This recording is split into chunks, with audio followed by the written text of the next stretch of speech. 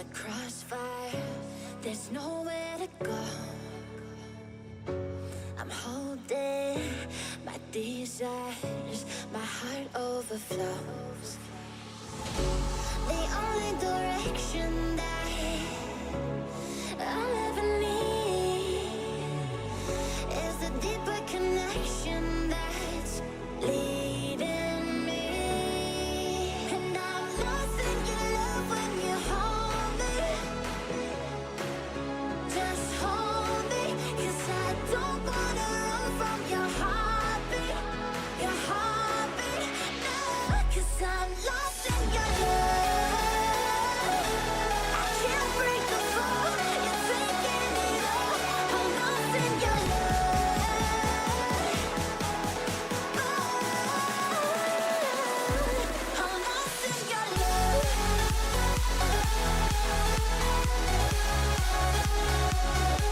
I'm lost in your love. I'm lost in your love. Lost in your love.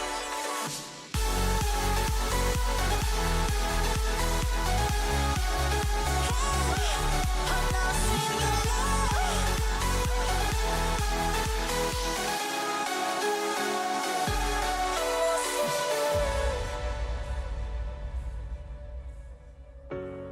No words can change the future of us. The waves, they break, but we are enough.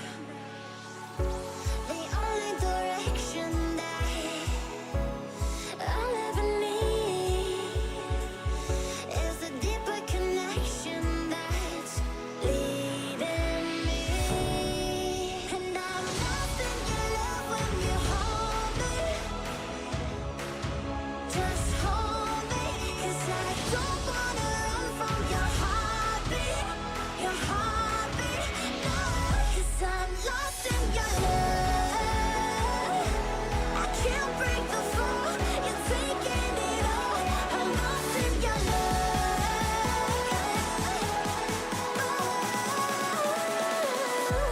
I'm lost in your love.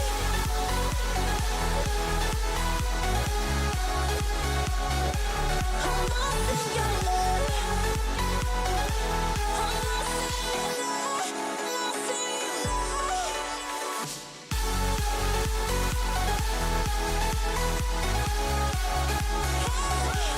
I'm lost in your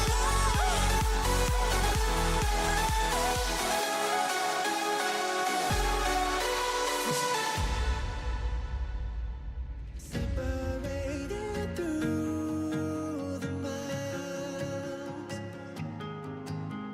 searching for the answer to our trials. We came so far through our weakness. We found a love, even the stars between us won't bury us. One day we can be together, and this moment could last forever. I say that you and I have found a piece of heaven, so I pray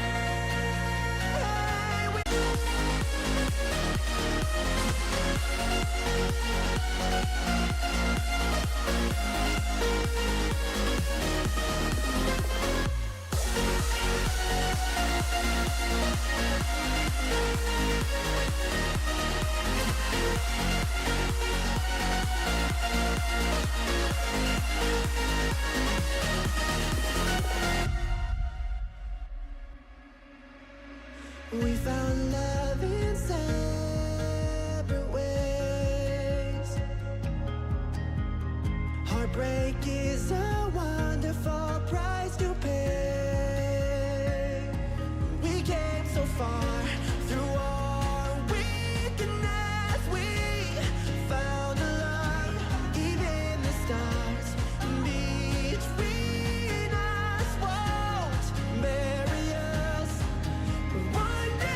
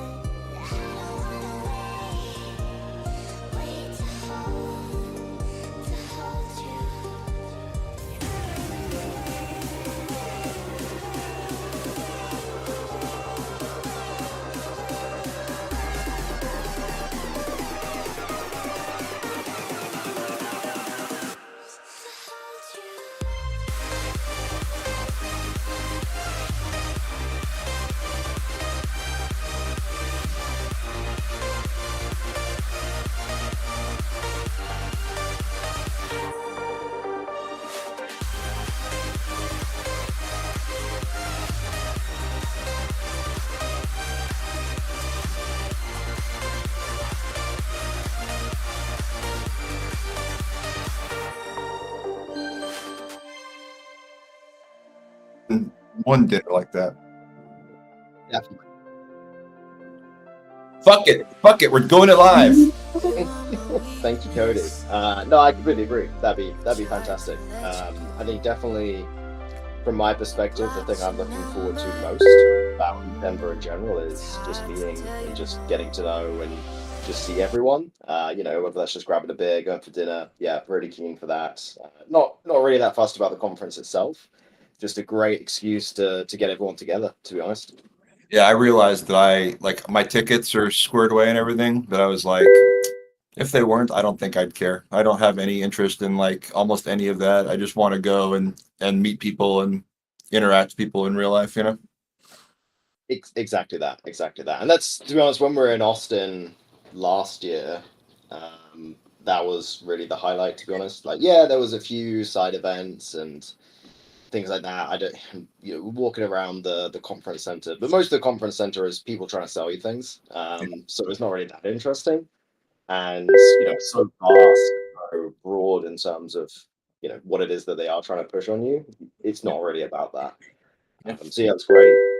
Person, people like Scotty, MJ as well, and a lot of others, and also actually his first time being Bill face to face as well, which was nice. So just grabbing some beers and chilling out. Yeah. Getting some margaritas, if I remember correctly. There you go. Oh, heck yeah. Ted also said some weird stuff about the hot tub, so just keep that in mind for what your opportunities are. We all agree that we're just building team camaraderie and cohesion right now, while Chris is not here to come up and give us his Voy speech, right? That's exactly it. Although I'll probably have to take the reins on that one, so you will be subjected to it a little bit, but Okay. probably a slightly different way. But yeah, no, I think I'm just stoked to get out there more so than anything. Should we start, Shanti? It's up to you. Yeah, let's start. Right. Well, thank you everyone for coming. I think I will kick us off. And first up on the agenda is really just going through the mission. And it's funny, I think the way I like to look at this really is actually on our website, but we don't say it enough, I think, is Voy is fundamentally built by you, run by you, owned by you. And it's something that is actually a really catchy tagline, which I honestly don't think we use enough. And I think we should probably use it more. And one of the reasons why I quite like this is fundamentally, we are building something crazy.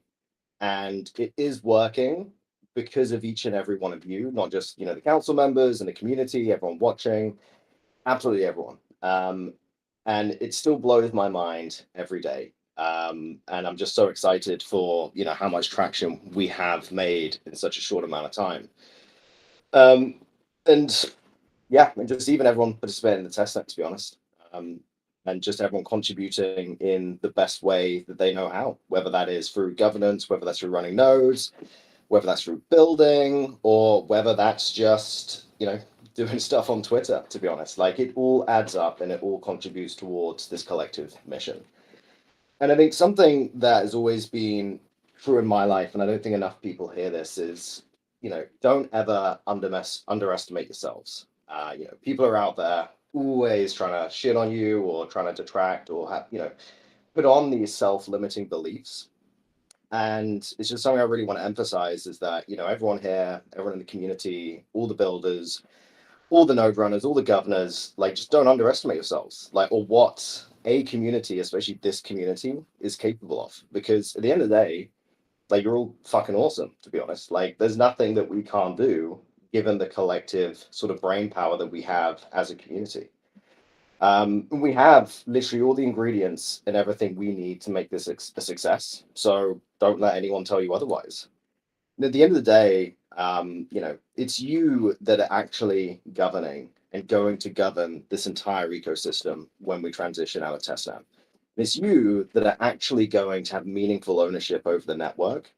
And at the end of the day, we've already built a blockchain. It's been running now for a year, 5 months of which have been the incentivized testnet, but that is proven, right? That has been running. It's been working. The transition or the different environment is kind of inconsequential for the most part. It's there, it's tangible, it's real. But what we're going to do next is even bigger. And so in my eyes, we're not just building a blockchain. I quite like the concept and sort of the mental model of we are literally building a digital country. Like everyone in this community is a citizen of this country, and you're all stakeholders, and you're going to be building, running, and owning it. And in my mind, yeah, I've sort of been architecting and put a lot of work into how this is going to be framed for the last couple of months. And I hope to be able to share this with everyone in the coming weeks, just to get everyone's input on it as well, because it's all your guys' thing too. And maybe I'll drop a diagram in the Discord. I think we've got some approval to share some of these things. But I very much see that the way a ecosystem is framed is kind of three pillars, similar to a country. You've got the governance or the political structure. You have the economic structure. And you also have the societal structure. And these are all things that have been being created and built by everyone in this room and everyone in the community, whether people know it or not. And so I really just wanted to hammer home that, it's what we have achieved to date is phenomenal. And yeah, I'm just excited for what's to come, to be honest. So yeah, just remember, it's built by you, run by you, and owned by you, really. So I'll kind of segue into the values, which kind of fits into the societal structure, when it comes to the culture that's being created here. My favorite acronym is geeky. So goodwill, integrity, collaboration, and intentionality. And I think today is a great opportunity to actually touch upon integrity in particular. And I think this means a lot of different things to a lot of different people. But to me, this really means doing the right thing in your mind and in your feelings, even though no one is watching, with no expectation to gain anything from it. It's just what you in your heart believe is the right thing to do. And there's certainly a few individuals. I was maybe actually going to just call out one individual, but there's actually probably a couple, and definitely some I'm forgetting, of course. But I really want to highlight everything that Haruf has been doing. First up, obviously, with the dorks. I think he's been freely of his own volition distributing block rewards to every single dork member without any expectation or ask. And I think that really does show a lot of integrity to be actually contributing to your own community that you are building within Voy. So yeah, just really wanted to say hats off to you there, because that's really, really great to see. And aside to that, it was something that I saw in the last couple of days by Gary Jules, Examian, and Examian's brother. Really just coming down to providing facts to people out there who are not really, who don't really have all the information, and not doing it in a malicious or aggressive way, just being like, okay, I hear what you're saying. Here is the information that I have available to me. And that was really inspiring to see, to be honest. So just really, really like big props to them. And I know there's other people doing it that I might not have seen, but that is the beauty of integrity. It's like people are doing this day in, day out without any prompt, without any expectation, and just doing it because they think it's the right thing to do. So yeah, I'm just really, really, really excited to see that is happening. And the culture that the council here, honestly, it was you guys that started these values, whether you knew it or not. And it's just really, really interesting to see it spreading into the wider community as a whole. And yeah, so that's me, to be honest. Can't say it's got as much vim and vigor as what Chris would normally do, but I'll happily hand you off to Shanti to get the meeting started. Thanks, Benny. That was awesome. Okay, so we're going to get started. So we'll get started with some due diligence presentations. I think X ballot is being postponed one more week. So we'll do the NFT challenge so we can get, okay, awesome. IRL's already here. I'm just getting the link for that. Give me just a second. And then notable, because you can't comment on agenda items. Yeah, D13 and I are still trying to nail down the headline team for a due diligence meeting. So there was a delay in the revisal. So that deadline was missed that we were provided for the revised proposal, and then we just haven't been able to get a time for both of them. So I feel like, being the nerd I am, that agenda line item doesn't quite adequately reflect the situation there.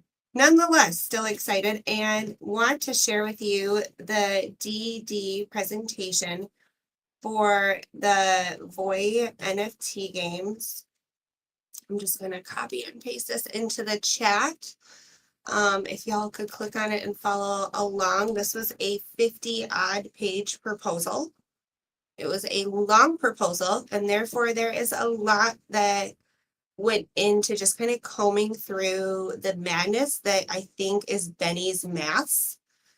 Not as intimidating as it looks. If you have questions, I am confident I understand what Benny is thinking now on those. And overall, I want to start by saying I'm in favor of this. So, hearing kind of the details, summarizing some of the facts, definitely jump up and ask questions because, like I said, it is a large proposal and the nature of the fact that we have other DDs today,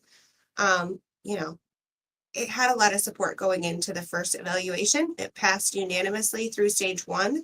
I think that that's important to note. The overall token amount is 125 million testnet tokens. And there is a breakdown of where those tokens are going, but essentially half of it's going to a prize pot and half of it's going to a game pot. I met with both Wilder and Benny to complete the DD for this and address any outstanding questions. We also reviewed every council member's feedback that was provided during the first stage evaluations. I included those and a link to the responses in that DD document. I'm not going to go over them again, but there were some questions. A lot of them were hashed out with those people individually in the Discord on the thread under, what channel is that? Well, they're struggling here. I just had it, but under the proposal form, there is a lot of those questions were answered in detail. But in short, let's get back to, it's a 9-week period running March 1st to May 3rd. There's various games. They're rated on key performance indicators. As I mentioned, the maths are there. It makes sense to me. I'm an NFT nerd. The DGens are all excited about it. I feel like even people that aren't DGens have kind of wrapped their head around how and why each of the games are the way they are. I did take and try to kind of highlight some of the main facts. So if you were looking at the proposal feeling intimidated by the 50-odd pages, this next portion, all of this is just kind of combed through and boiled down and condensed. So there are collection eligibility. It's got to be minted on HighForge. It's got to have exactly 50 pieces ready by March 1st. There's a registration form that's mandatory, and it's my understanding registration closes in 2 days. So if you know anyone interested, there is a requirement to have transparency for any AI generated art, and only half of the collection will go for sale. The other half has to be given away via giveaways. And the minimum price for like the swapping and pretty much everything to be counted for the games is 50,000 via. And Benny and Wilder, chime in if I'm missing anything, but I think on that note specifically, it's 50K via or VOI. We're not being exclusionary to VOI, but via is more cost effective, so we assume that to be the true minimum. okay, gotcha. And then they have rankings that spread the games and overall prize pot over it's really 12 spots, but it's kind of tiered. So I threw that in there so that you could quickly kind of see the spread on those and how prizes are being allotted. The overall games consist of 4 main events, I would say. There's the initial mint, that's 10% of the overall pot. There's a number of swaps, that's 20%. There's impressions, collection hashtag impressions game, that is 35%. And then there's an open source tooling game or event, and that is 35%. The only one that runs weekly is the hashtag impressions game.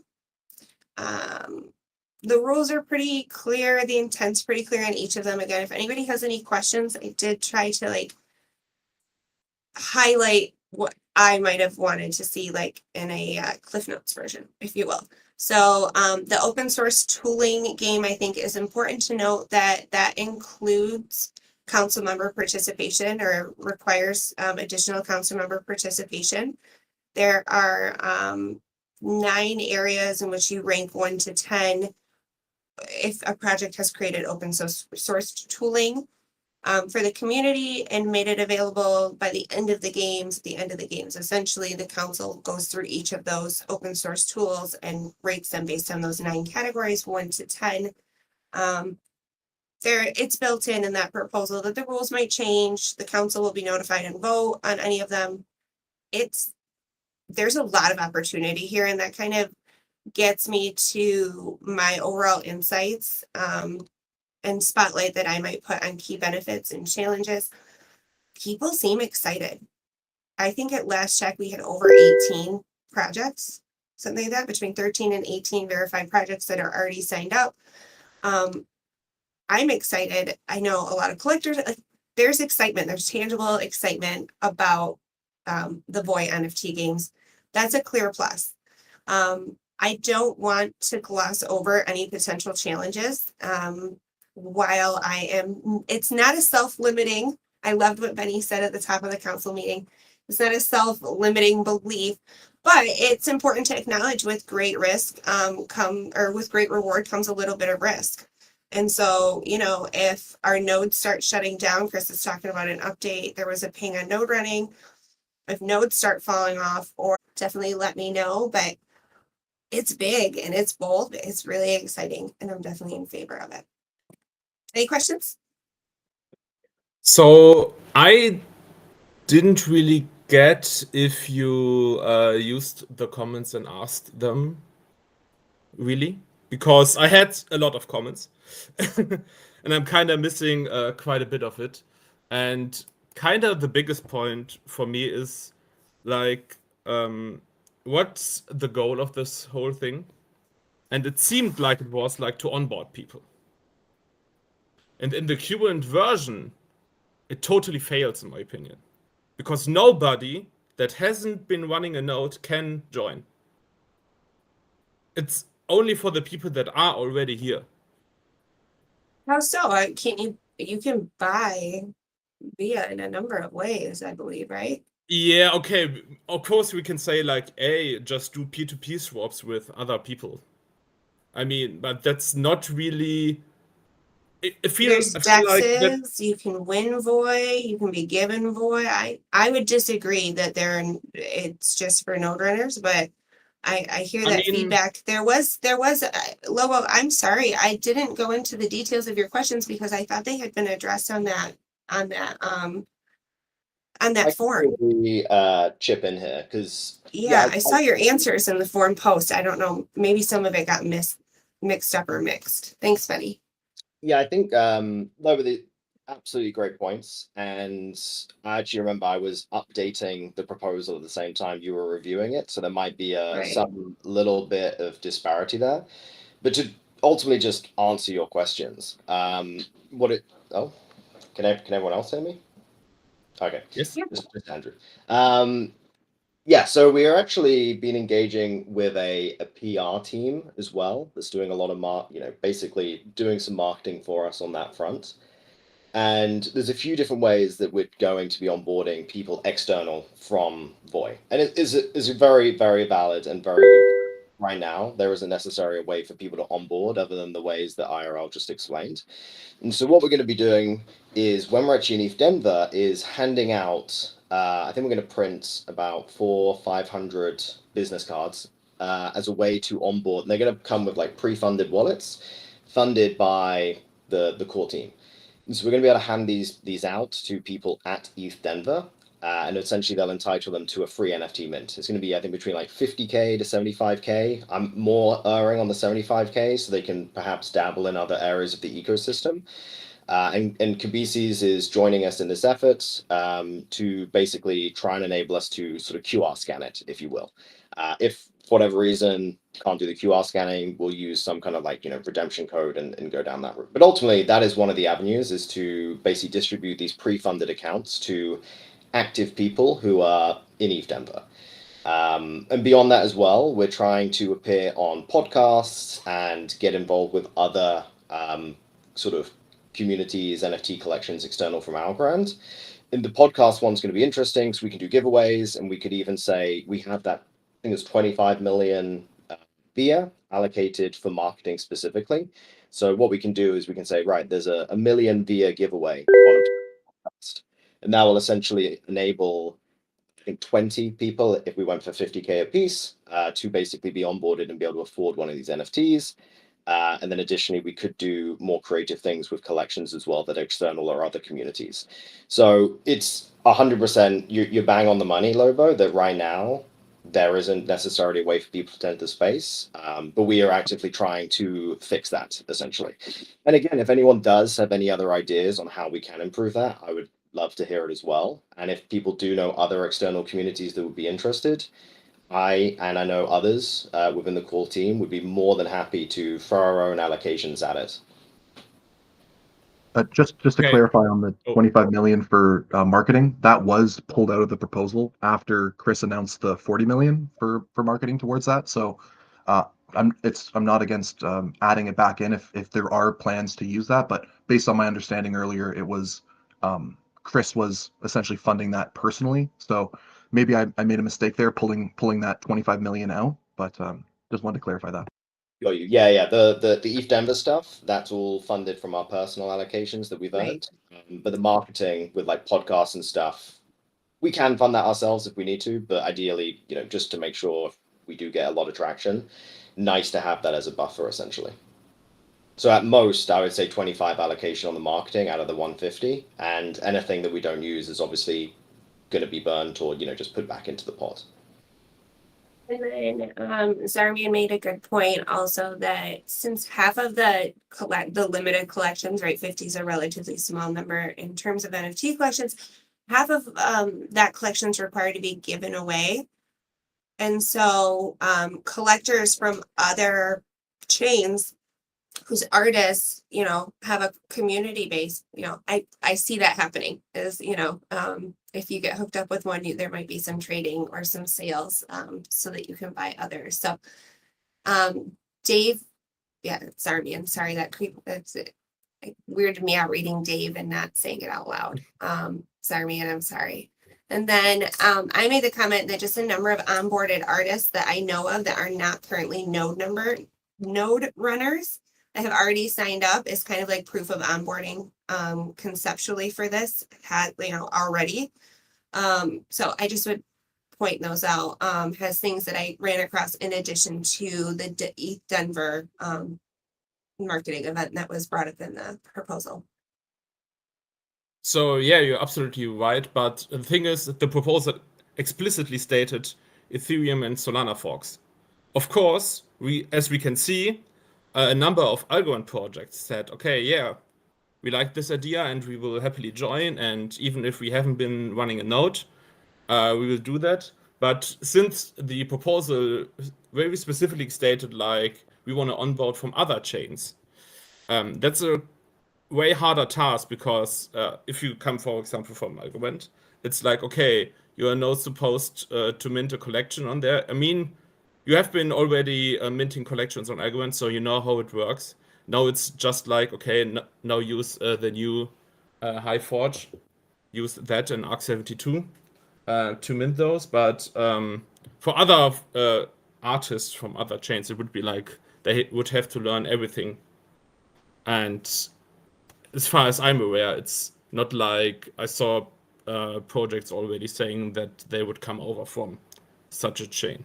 So that was like, that's why I was like, okay, if that's really the goal to take people from these chains to get them over to us, then I don't see how that would work.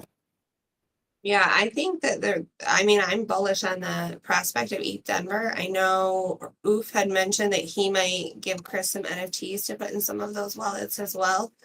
But I think that's where you meet the meat. You meet the ETH and so people and get those wallets in their hands. But without that, I agree, it would kind of be missing that. But that's what kind of checked the box for me personally on that. But Yeah, I'd just add that 100% our goal here is to basically onboard as many.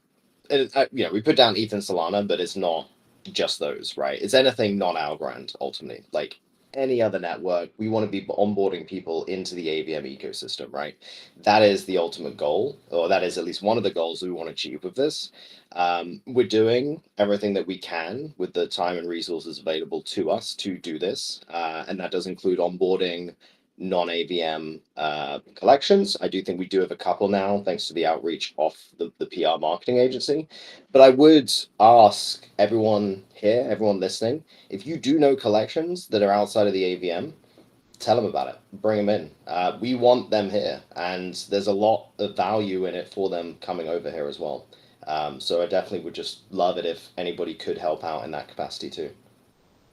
Moon is doing a collection. I know he announced, and he's big on the cross chain. I think it's Soul with the bears and whatnot. Yeah, too. and we do have Dale as well. That's been more so in XRP, B Chain, Solana. Yeah, he's another good cross chain artist that I know is on there. as well. exactly. And I think like definitely cross-chain artists and artists from other collections, but additionally like actual collectors as well from different networks too. And I think there's two sides of that coin. Both are probably equally valuable as the other, and I think we're definitely making headway there. But again, any and all help is most appreciated from anyone that can hear me saying this.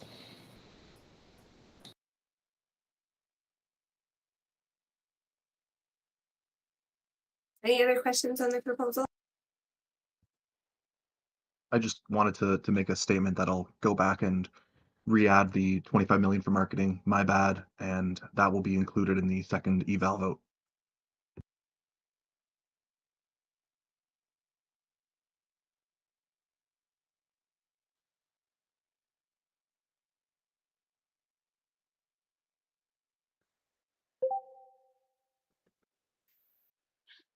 Awesome. Thank you, IRL.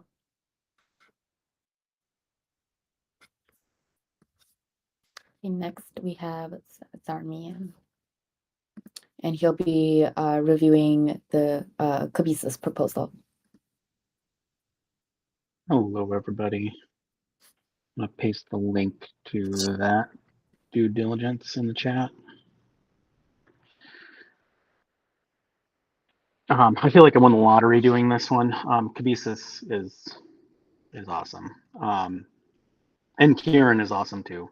So Cabeza's, if you're not familiar with it, which if you're not, I'm sorry, but Cabeza's is a browser extension wallet. It is already available, and it is satisfying a bounty for a browser extension wallet that was posted on the bounty board. It is, the problem it's solving is pretty obvious. A browser extension wallet is really important. We currently have a web-based wallet, which is great, and it's great to have, but having a fully featured browser extension wallet that also can support transferring ARC200 tokens and ARC72 NFTs is huge, and Cabeza's does an incredible job with it. It's pretty well polished. It is very feature rich. It's under very active development. Kieran is extremely active in the Discord and answering questions and fixing bugs and submitting updates. It's available right now on the Chrome Web Store and on Microsoft's Edge. I guess it's a store. We can call it extension add-on store. And it was available for Firefox. He ran into some issues with the Firefox approval process, so it will be back on there at some point. And it's super easy to use. It's easy to get going. It has all of the basic features you'd expect a wallet to have, like importing an existing account, exporting the account, doing transfers, opting into assets. It also has the ability to add an ARC200 token. It's pretty great. I mean, this is a really easy due diligence. So I'm just going to skip a little bit here and talk a bit bit about the community reviews. It was overwhelmingly positive. I put in here, it was a 9.2 average score out of 10 if you added everybody's scoring together. There was really only one comment that questioned the token allocation. That said that the token allocation or the amount requested of 150 million VIA was high. So I spent a little bit of time kind of thinking through that and whether that was right or not. The original bounty was for 75 to 125 million. But I really think when you look at the amount of work that's going into Kinesis, the active development, the features that are being added to it and that are on the roadmap to add, like adding ledger support that weren't part of the original bounty, but are really kind of critical to a wallet, to a fully featured wallet. I think that the allocation or the amount requested is justified. But overall, I mean, it's currently being used by, I asked Kieran, he gave me some statistics from the Google and Microsoft stores, and it's worked out to about 650 users actively or with it installed, which is kind of incredible when you think about it. And I'm sure that number is growing daily, and it's still brand new and we haven't even begun the NFT, games yet. So I think that's huge. He's currently working on adding ARC-72 support, so we'll be able to see your NFTs that you have in the wallet, and that should be finished before the games begin. He also has on the roadmap, I mentioned ledger support, rekeying functionality. There's been some discussion about Wallet Connect, but even without Wallet Connect, he's implemented, which was outside the bounty as well, the ability to work with dApps via the Transaction Labs use wallet library, so it's been integrated into that. There's just a lot going on, and the process to onboarding with this wallet is, if you haven't used it, is so simple, because you can search for it on the Chrome Web Store, you can add it to the browser, it installs immediately, in seconds, and right there it works like any other wallet you might have encountered in the past, like if you've used a web extension wallet. I find it, I'm a big fan of Temple Wallet extension, and I found it to work very similar to that, and I really enjoyed the experience. So yeah, I just this is easy. Like I said, I really strongly endorse this. Going through it and going through the process and what he has developed, and through the chat on Discord, and kind of getting up to speed on how it's all put together was really eye-opening. It's excellent.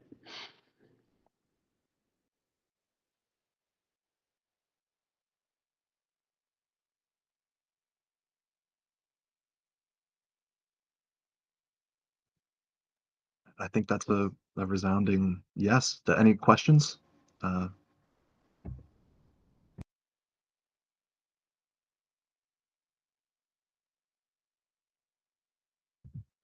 think that. I feel like I wish I could be more critical, honestly. It's just an awesome wallet. I know all of you, as I see people like nodding, like I see you while they're nodding, you're like, we all know it. I mean, this feels like like an automatic anyway. I'd say he just needs to add in 272 support and the QR scanning, and we're golden there. Yeah. That's the only critical thing I can think of right now.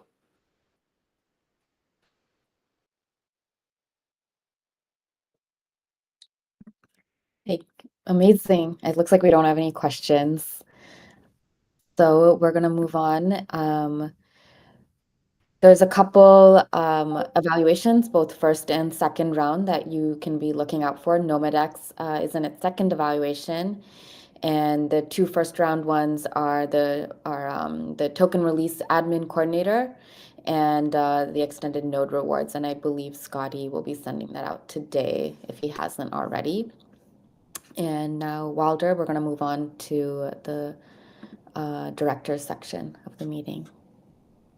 Awesome. And just so everyone's aware, there should be two token release administrative coordinator being sent out. This is our first time we have essentially battling people for the same role. So look out for void dwellers as well.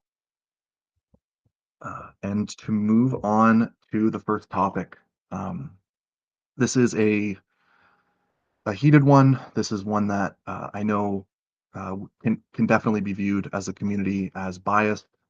We spent a good amount of time in the directors meeting going over proper ways to approach this. I reached out to the foundation, to Chris for his thoughts on this and some guidance. But essentially, and you'll see in the spreadsheet that's been shared, just like there's extended node rewards because everything was planned around testnet wrapping up around March. And as we know now, we have March plus those 9 weeks, and it's time to extend.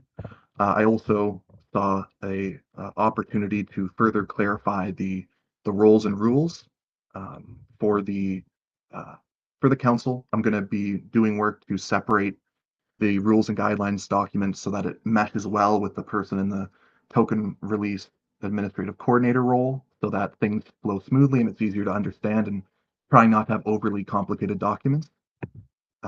The current way that the council incentives were structured was to essentially undo some of the harm, I'll call it, or maybe some of the short-sightedness when we first set up the council incentives document. As you know, we burned through, I believe it was 78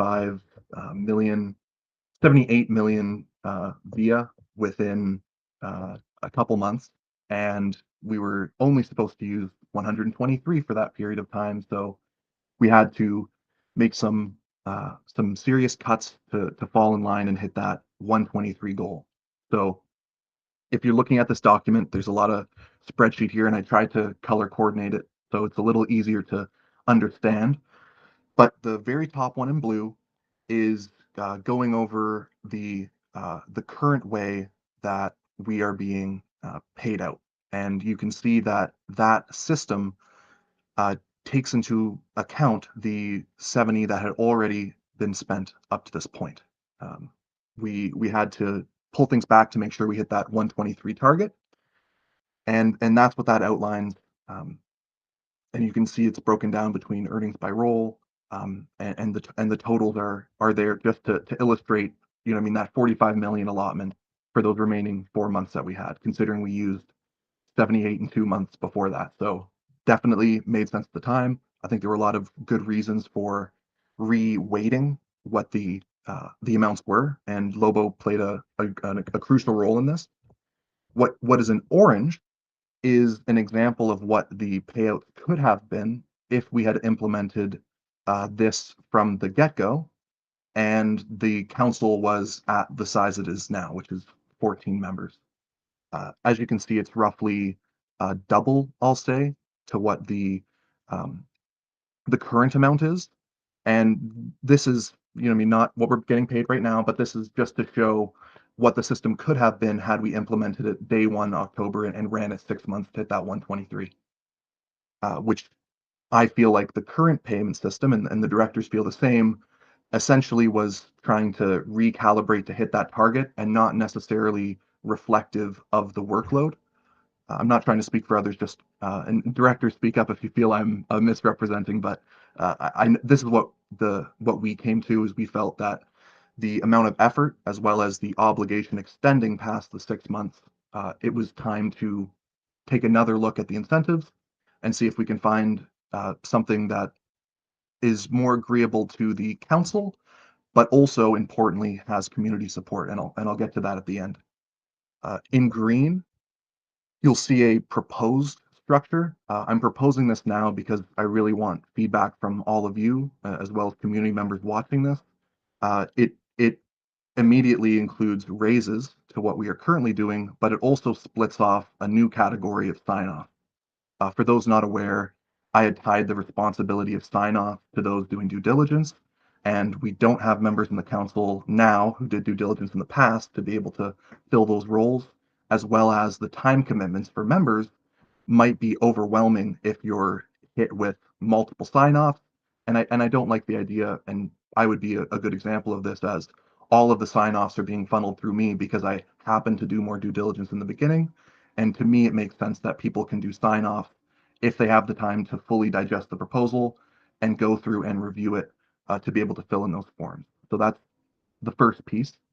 As you'll see, there are also raises, and this is even raises from in orange, which would be using it from the beginning, to certain aspects of the pay structure. So I just want to say I recognize it's very tricky to lobby for your own raise. I definitely understand the optics, and I just want to get through the numbers and then share a proposed idea on this. So I've structured the payment system for 4 months, which I believe is one additional month than we'll need. The optimistic goal is June or before June to be out of testnet, but I structured this to run all the way to July. So that's where those numbers will come from, and that's where the total emissions are. Not that I'm expecting that to happen, just I would like to not have to write another proposal if we do have to cross that bridge. And you'll see that from the current 25,000, it has been raised to 75,000 a meeting. For due diligence, it's been raised from 400,000 to 700,000. And for evaluations, it's been raised from the current 25,000 to 75,000. And open office, which is the director's meeting, has gone from 75,000 to 150,000. Sign-offs have their own category, and they've been attributed 100,000.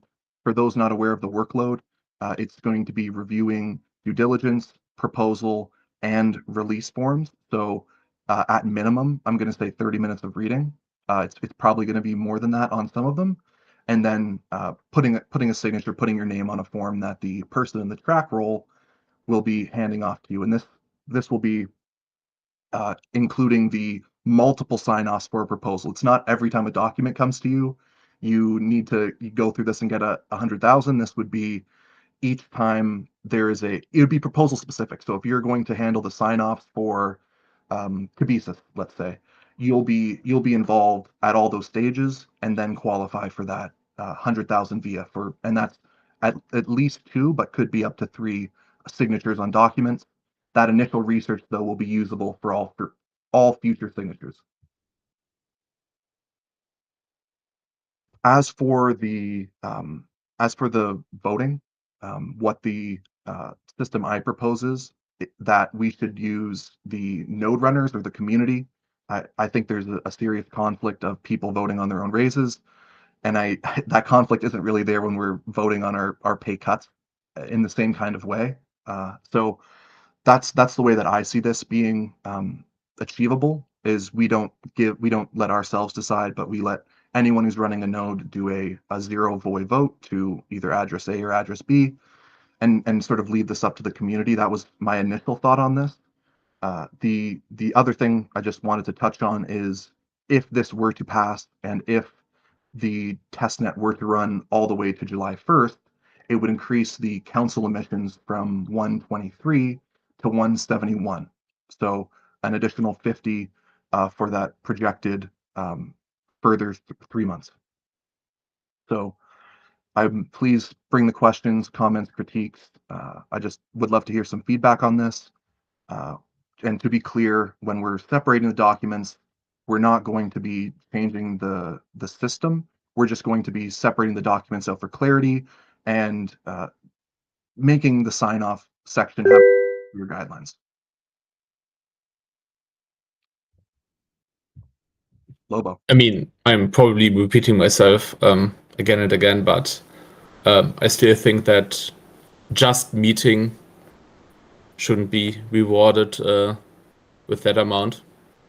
Just because I see it as an you have to do it to be able to earn like the other things.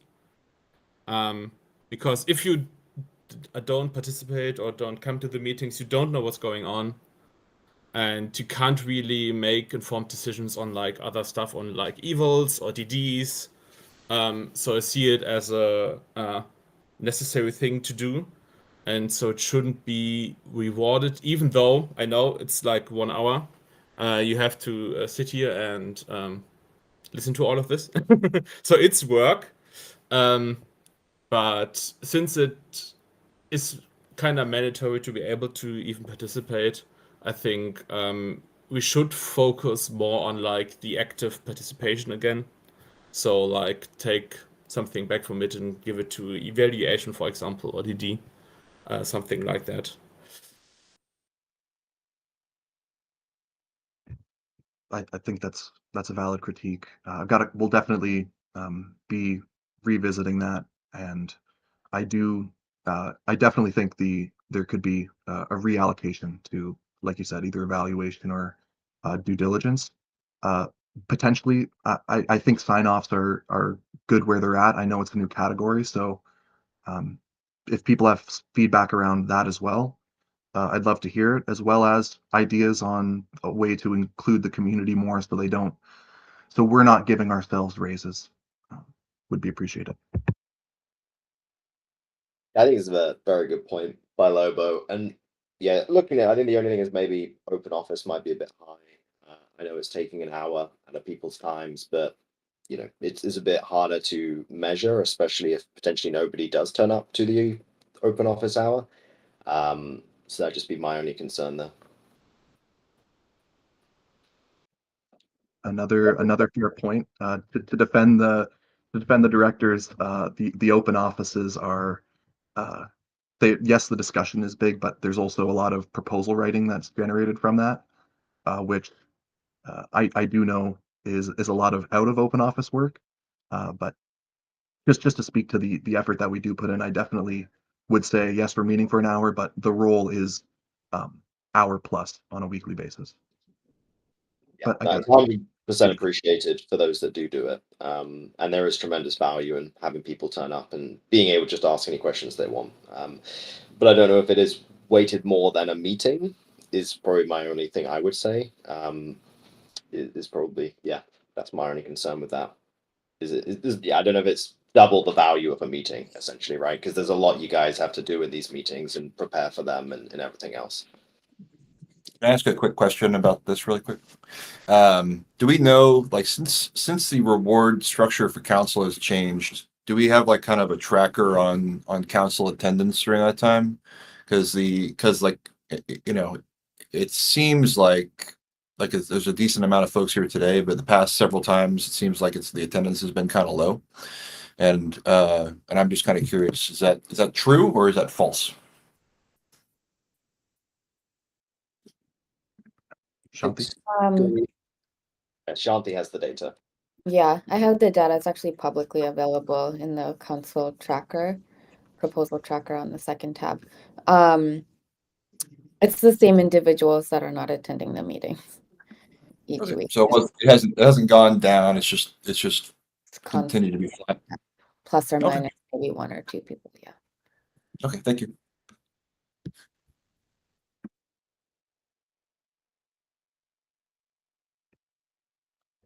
There's an opportunity to join us on Friday at 12 if you want to get involved more in this and help shape the document. Once again, nothing to vote on this right now, and I appreciate all the feedback and comments. Please drop something in the Gov discussion if you want to share there as well. And I would say by this time next week, there'll definitely be something in community review that we can take a look at and expedite if necessary to hit the March 1st deadline. But we have another question, please. No, I just was wondering if anybody had an update on Coop. I thought he had stepped down, I guess, but the spreadsheet doesn't look like that. Sorry, if I can just speak to my personal interactions. I've reached out multiple times. The last time I reached out, I haven't got a response, but it was essentially asking for a voluntary step down. As far as I understand it, he hasn't done that yet, but if he has, then yes, he needs to be removed. Yeah, I was just gonna echo the same. I don't know if he has formally resigned, but if not, you guys know what to do. So that's essentially, I think you had said that would be 13 council then without him actively participating. Yes, that would impact actually the projection as well. So, how about I will send another last message, let's say, and if I don't get a response, then I will initiate a vote next week. All right, thanks.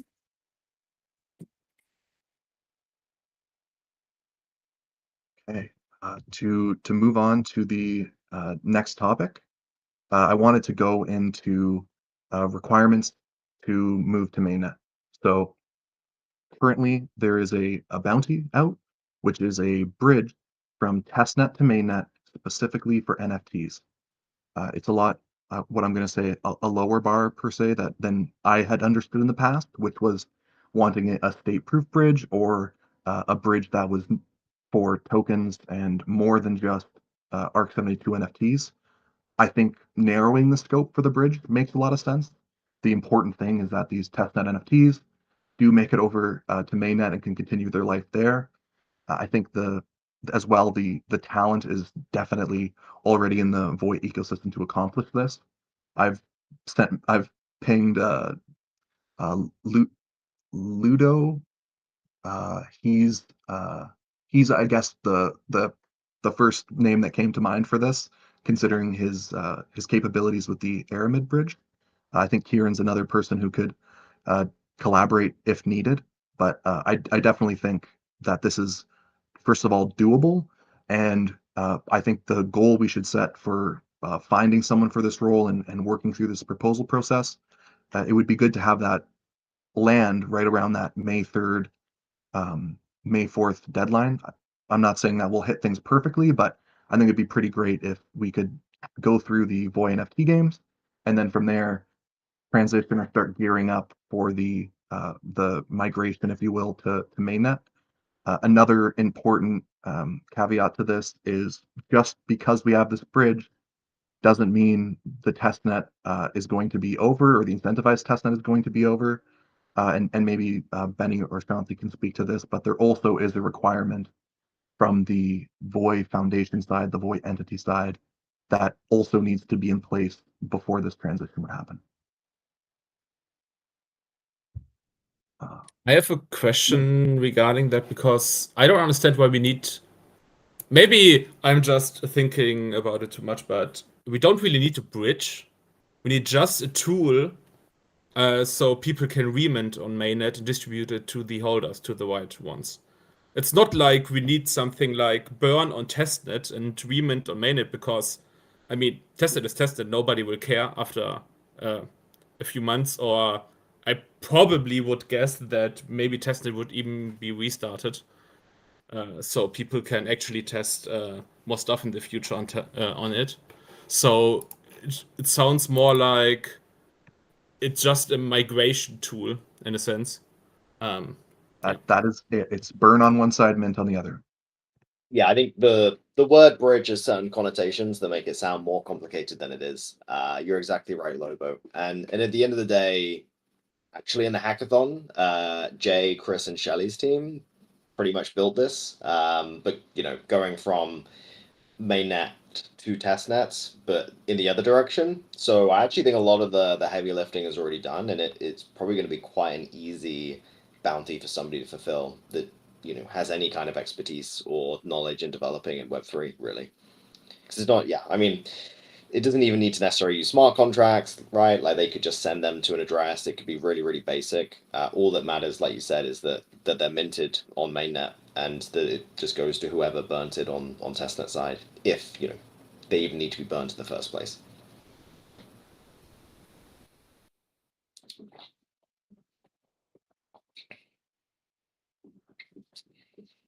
Well, I will make sure to ping Jay in Discord, which I know he likes. Oh, he already left the meeting. Okay, well, anyways, I'll definitely ping the other members. That's a great point, and yeah, I'm very optimistic we'll hit that goal. And I just wanted to provide a final update on the state of the Voy NFT games. There's been a lot of meetings going on. We had a great one on Monday around this, and Foodie is working on a Discord bot. We're right now sort of hashing out the specifics, but he's working on it, and Easy Tigers in the wings if he needs help. Zarmian is doing excellent work with the indexer, and there's potential that there'll even be further collaboration to work on a collection standard, though no promises on that. Shelly has the marketplace in hand. You've probably seen some leaks, if we can call them that, from Chris last night, but it's looking excellent, and great job on that. Ost has the launch pad. It's already had, I think, great success, and it's looking great. It's getting great feedback from the community, so hats off. And Bo stepped up, and he's taking on the tracker. He's already working it into Voy nodes.dev, but it could be a standalone when it's completed. But either way, I'm happy to report it's all being worked on. Everything's in the air right now, so just thank you everyone for stepping up and signing up, and I'm looking forward to the March 1st deadline. I'll be doing my best to run some level of customer service support, bug channel, to try to make up for the absence of the foundation at ETH Denver. So I'll have a little more news on that on a meeting closer to the time, and open discussion. If people have things they'd like to talk about, please share them. Next week, we'll aim to have Taco come up with the community feedback. I was wondering, because I see Easy Tiger so often, and with the work he has done for the bot in Discord, I wondered if we should think about revisiting like the amount for the bound for his proposal, for example. If we see like he did so much more work than we thought he might have to do. Because I just looked over all like stuff we approved and was like, okay, just 3 million for this bot, and it seems like it's getting used a lot, and he's always there to help and fix some stuff and so on. So I was just wondering if we should revisit like adding on top or something, maybe someone that knows a bit more about the stuff he had to do on top that wasn't maybe clear from the start could chime in here. I'll just touch on, I think one of the reasons why the proposal is lower was just not wanting to open source, which was definitely impacted the initial release amount heavily. I do know the token faucet was certainly not part of that initial scope, and maybe Benny, if you could provide a little more context around what he did there, and is some of that open source. And I know the value is huge. It's probably the main way people get Voy in their wallet. Yeah, I mean, he's been a critical piece of the puzzle, to be honest, in onboarding node runners. That faucet works incredibly well, and he's been very well. Actually, it's a whole team actually. They've been very receptive and actually very responsive to any updates that have been necessary. You know, whether that was adding in extra features to prevent the gaming of it, you know, such as the whole you have to provide a GUID now, and, you know, also increasing the quantity that does get dispersed. So it's it's added a lot of value ultimately. And I think they've also now spun up a separate faucet, which is more for sort of like developers. I think it just trickles out about 0.2 Voy, which is also quite useful because, you know, some people might want to set up a different account and just experiment and deploy things, and there's a lot of value there. So yeah, I personally love everything that they have done, and I think it's added a lot of value to the testnet, and it was needed ultimately.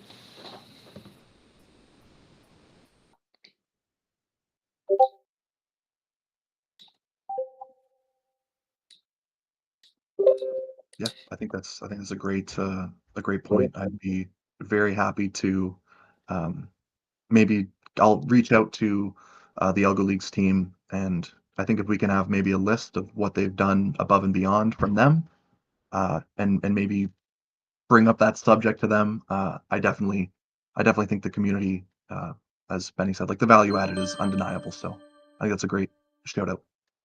Yeah, that's a good point. And yeah, I love that very much.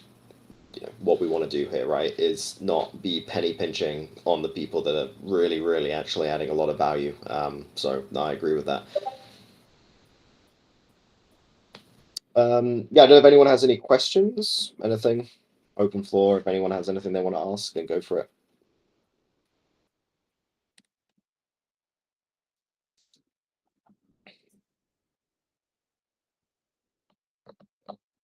Maybe I think we can finish on time today. Yeah. Cool. Thank you everyone for joining. And yeah, Friday at 12, if you'd like to join the directors meeting and help us refine the documents I shared today, and we'd love that goes for the community as well. Please join us and hang out and share your thoughts. We love to hear them. Thank you. Cheers, guys. Have a great week. Bye.